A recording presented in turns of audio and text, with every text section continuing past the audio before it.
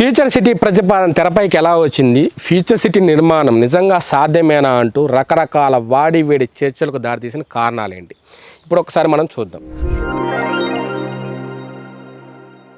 December 3, 2023 తెలంగాణలో election results వచ్చిన రోజు. ఆ రోజున కాంగ్రెస్ ప్రభుత్వం కొత్త గవర్నమెంట్ని ఫామ్ చేయడానికి అవకాశం వచ్చిన రోజు.